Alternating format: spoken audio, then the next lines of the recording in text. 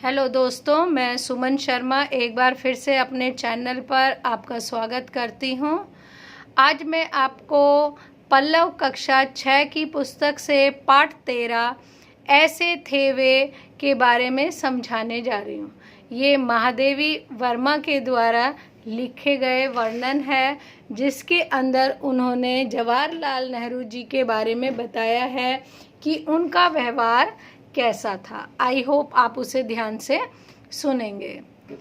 प्रस्तुत संस्मरण में लेखिका के द्वारा भारत के प्रथम प्रधानमंत्री पंडित जवाहरलाल नेहरू के स्नेह भरे व्यवहार और उन्मुक्त व्यक्तित्व का रोचक वर्णन किया गया है।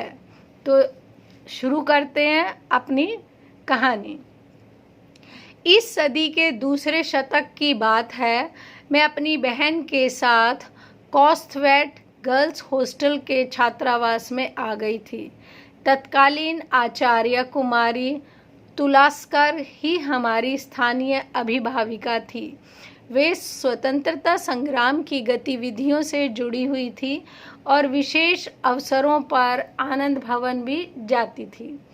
मैंने उनके साथ जाने का हठ किया, किंतु वे मुझे तभी साथ ले जाने के लिए तैयार हुई जब पिताजी की अनुमति मिल गई।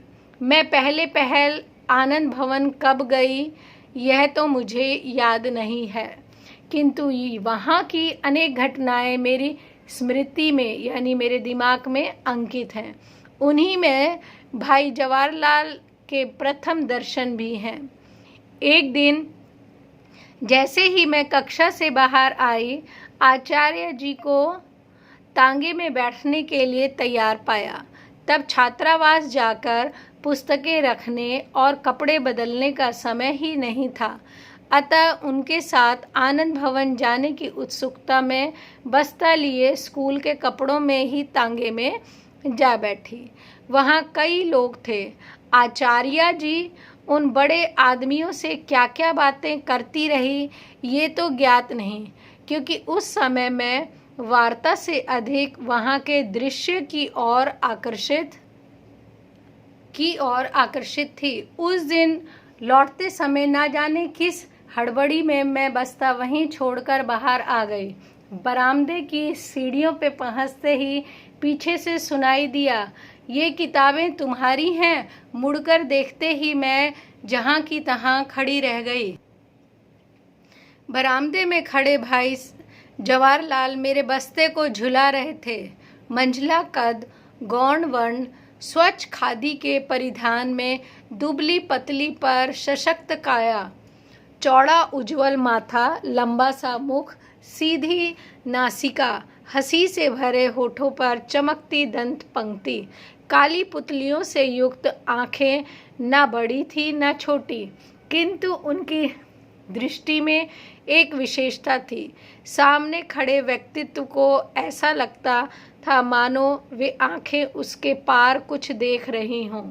यानी यहाँ पर लेखिका ने उनका बताया है कि कैसा उनका कद था, रंग, कैसे कपड़े पहने हुए थे, कैसे दुबले पतले पर अच्छी काया थी, उनका चौड़ा माथा था, नाक बिल्कुल सीधी थी और चमकते हुए दांत थे, और उनकी आँखें जो देखने का तरीका था वो ऐसा लगता था मानो आर पार देख लिया हो। बस्ते का स्वामित्व मेरे सिर हिलाकर स्वीकार किया और उसे लेने के लिए हाथ बढ़ाया। उन्होंने सावधानी से बस्ता मुझे थमाते हुए भ्रुकुटियों के बल देकर कहा, क्या बात है, किताबें फेंकती घूमती हो, पढ़ती क्या खाक होगी। भाई जवाहर के मुख से क्या बात है मैंने अनेक बार अनेक अवसरों पे सुना है और हर बार इस वाक्य पे हंसी आई है। मोटर दुर्घटना में मेरे पैर की हड्डी टूट जाने पर भी उन्होंने कहा था, क्या बात है, तुमने अपना पैर ही तुड़वा लिया। मेरे कई महीनों तक अस्त व्यस्त रहने पर भी टिप्पणी थी, क्या बात है, तुम अक्सर बीमार हो जाती हो। पर पहली भेंट के दिन उनकी डांट में बड़े ही छोटे के प्रति जो आत्मीयता थी उसने मुझे रुला दिया। 7वीं कक्षा के विद्यार्थियों में जितना कम ज्ञान होता है उतनी ही भावुकता अधिक होती है। किसी छोटी लड़की को रुला दिया है, यह विचार ही उनके पश्चाताप के लिए पर्याप्त था। अतः मेरे कंधे थपथपाते हुए और किताबें सावधानी से रखने का उपदेश देते हुए वे मुझे तांगे तक पहुंचाने आए। मैंने उन्हें अनेक बार देखा, मालाओं से लदे फदे भाषण देते, जेल जाते, घर में बड़ी मधुर आत्मीयता से कमला भाभी से बातें करते, छोटी सी इंदिरा जी पर स्नेहिल हाथ फेरते, संपूर्ण आत्मसमर्पण के साथ बापू के चरणों में बैठते। स्वतंत्रता संग्राम के सैनिक और सेनापति के रूप में भी उनका संपर्क सुलभ रहा और प्रयाग महिला विद्यापीठ के प्रथम कुलपति के रूप में भी। किसी भी स्थिति में उनके मानवीय रूप में कोई अंतर नहीं मिला, यानी हर जगह पर उनका स्वभाव एक सा ही था। अत्यधिक शासकीय व्यस्तता से भी उनका स्नेह भरा मानवीय रूप अक्षुण्ण ही रहा। उनके प्रधानमंत्री होने के उपरांत मुझे एक विशेष काम के लिए दिल्ली जाना पड़ा। मैंने सोचा कि जवाहर भाई से भी मिल लूं। प्रधानमंत्री से मिलने का समय निश्चित करने का अवकाश नहीं था, अतः ऐसे ही प्रभात बेला में उनके विशाल भवन में उपस्थित हुई। उनके निजी सचिव ने कहा, समय पूर्व निश्चित किए बिना भेंट होना संभव नहीं। यहाँ तो लोग 10-10 दिन प्रतीक्षा में पड़े रहते हैं। सुनते ही मेरा मन विद्रोह कर उठा। मैंने कहा, वह प्रधानमंत्री की व्यस्तता का प्रमाण हो सकता है, परंतु जो 10-10 दिन पड़े रहते हैं उनके निठल्लेपन का तो निश्चित प्रमाण है ही। आप जाकर उन्हें सूचना देने का कष्ट करें कि प्रयाग से महादेवी आई है और उन्हें आज ही जाना है। वह उनसे मिलने की प्रतीक्षा में जीवन के 10 दिन खोने की स्थिति में नहीं है। ऐसा उन्होंने संदेश भिजवा दिया। मेरा संदेश किसी रूप में पहुंचा यह पता नहीं, किंतु शीघ्र ही भाई जवाहरलाल तेजी के साथ जीने से उतरते दिखाई दिए और मेरा हाथ पकड़कर एक प्रकार से खींचते हुए ऊपर की मंजिल में ले आए। यहाँ बैठो, तुम्हारे लिए कॉफ़ी आती है, इलाहाबाद के हालचाल बताओ। वे इस प्रकार बात करते गए कि मुझे ना रूठने की याद रही, ना शिकायत करने की। कार्यव्यस्त रहने पर भी दूसरों के विश्वास और सुविधा की चिंता करना वे शायद ही भूलते थे, यानी हर किसी को इम्पोर्टेंस देते थे कि किसी को परेशानी ना हो। मेरी स्मृति में एक और घटना प्रत्यक्ष हो जाती है।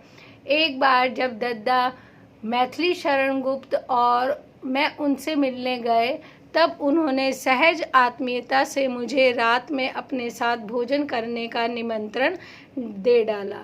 दद्दा विनोदी भाव से बोल उठे, अवश्य पंडित जी, महादेवी की इस बार शुद्धि कर डालिए।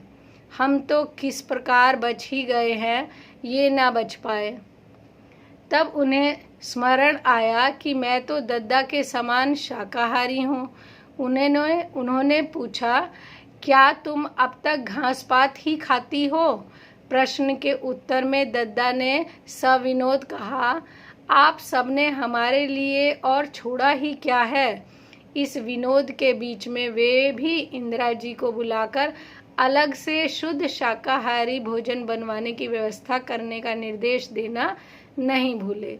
रात में देखा, कांटे, छुरी तथा मांस के अनेक खाद्य पदार्थों से सजी लंबी मेज के एक और मेरे लिए कढ़ी, चावल, शाक, दही आदि के कटोरियों से भरी चमचमाती थालियां रखी हुई थी। उन्होंने जिस प्रकार मेरी इच्छा का ध्यान रखा था, उसी प्रकार वे मेज के शिष्टाचार की ओर भी सतर्क थे। उन्होंने हंसते हुए मेरी थाली अपने पास रखवाई और अत्यंत आत्मीयता से मुझसे कहा, जो तुम नहीं खाती हो उसे दूसरे को खाते देख नाक भो मत चढ़ाना। अच्छा, यानी अगर कोई तुम्हारे साथ नॉनवेज खाए तो तुम उसे नाक मत चढ़ाना। आम काटने की कला में उन्हें विशेष प्रवीणता प्राप्त थी, जिसका प्रदर्शन कर वे अपने अतिथियों को विस्मित कर देते थे।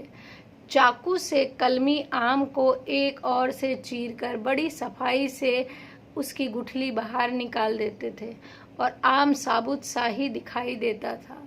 व्यक्तिगत संबंधों की स्वीकृति और निर्वाह से उनके साथ तुलना में ठहरने वाले व्यक्ति बहुत ही कम हैं। यहाँ पे महादेवी जी ने हमारे प्रथम प्रधानमंत्री जवाहरलाल नेहरू के जीवन की कुछ खूबियों को हमारे सामने प्रस्तुत करा है। आई होप आप सब बच्चों ने उसे ध्यान से सुना होगा। एक बार और आप ध्यान से सुनेंगे तो आपको और अच्छे से समझ में आएगा। Okay, bye, take care.